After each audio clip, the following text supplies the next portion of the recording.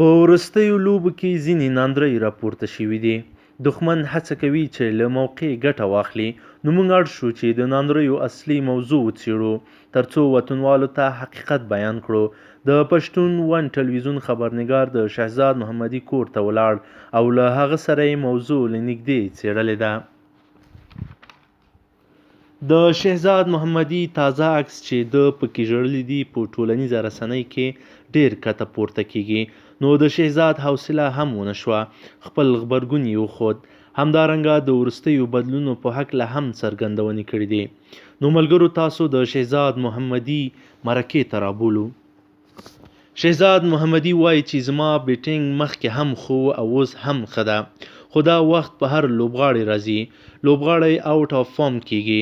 که تاسې وګورئ دا وخت د نړۍ په غټو لوبغاړو هم راغلی ده. د بیلګې په ډول که تاسو ویراټ کوهلي ته وګورئ، هغه د ونډې تر ټولو مخکښ او تکړه لوبغاړی ده، په هغه هم دا وخت راغلی ده. دی زیاتوي چې متاسفانه زموږ افغانان ورونه نو کله چې لوبغاړی ښه پرفارمنس او یا ښه لوبه ونه کړي، نو بیا زموږ مور خور او یا ښځه ټارګټ کوي. دوی بیا وایي چې فلانکي مور خور یا ښځې کرکټ نه ده زده او دی لوبه کوي. نو زموږ افغانان هسې نه دي لکه چې د نور دنیا فینس دي. نو که چیرې بیا همغه لوبغاړی ښه لوبه وکړي، بیا د ټولو خولو چینګه وي، بیا دوی وایي چې نه دا ښه لوبغاړی ده.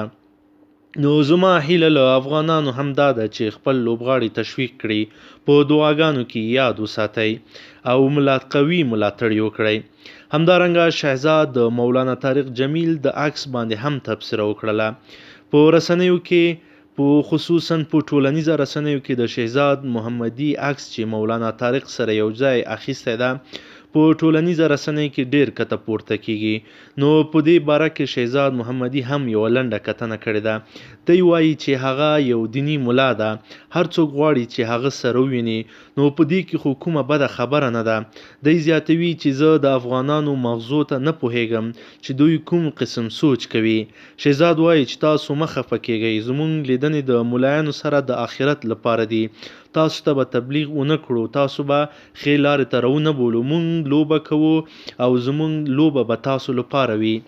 همدارنګه شهزاد زیاته کړه چې راشد خان یو عکس د سیک سره اخیستی و، نو په ټوله ټولنیزه رسنۍ کې له هر پیج او له هر ادرسه شیر شو. نو زه حیران یم چې ولې زموږ خلک ملایان. شهزاد محمدي د خپل ځان په هکله داسې وایي. دی وایي نو کله چې اخرینۍ لوبه چې ما وکړله، هغه نه بعد اتاق ته راغلم. په سبا یې په ټریننګ کې په میدان کې چې مونږ کله پریکټس کولو، نو هلته مونږ پریکټس وکړه. 3 نیټونه ول، په یو نیټ کې فاست بالران وو، بل نیټ کې سپینران وو، بل نیټ کې کیپینګ وو. په فاست کې مې هم لوبه وکړله، سپینرانو سره مې هم هلته لکانو سره لوبه وکړله، او بیا مې خپل ځان ته هم کیپینګ وکړ. یو 3 غنټې ما پریکټس وکړ. کله چې پریکټس نه بعد زه خپل اتاق ته لاړم، نو هلته چې ناسم فیسبوک کې مې ولیدل چې قصه لیکل شوې وه چې شهزاد محمدي انفټ ده او د لوبې څخه ویستل شوی ده. نو پښې کې ټپ پیدا شوی ده. نو زه مستقیما لاړم ډاکټر ته او هغه ته مې ویلې چې ډاکټر صاحب راپور تاسو ورکړی. هغه ویلې چې منیجر سره وغږیږه. کله چې زه منیجر ته ورغلم، منیجر ته مې ویلې چې دا راپور تاسو ولې داسې لیکلی، نو هغه سر ټیټ کړ. نو زه پوه شوم څه قصه بل څه ده. نو ما احترامانه څه ونه کړل او احترام مې افغانستان کرکټ بورډ ته وکړ او افغانستان لپاره مې احترام وکړ. نو پریکړه مې ومنله او بیرته راستون شولم خپل هیواد ته.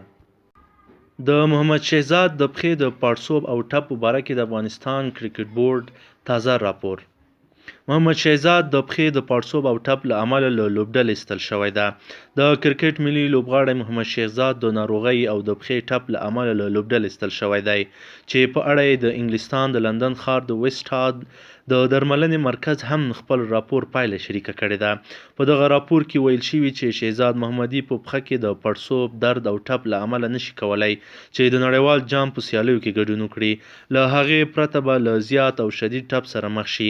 د یاد مرکز په تشخیصیه راپور کې راغلي د ناروغ پښې د هډوکي مایع زیاته شوې چې له امله د ناروغ د پښې د پړسوب لامل ګرځېدلی چې د کیڼې پښې د زنګانه په شاتنۍ برخه کې واقع ده. له دغه پړسوب سره خفیف ټپ هم مل دی.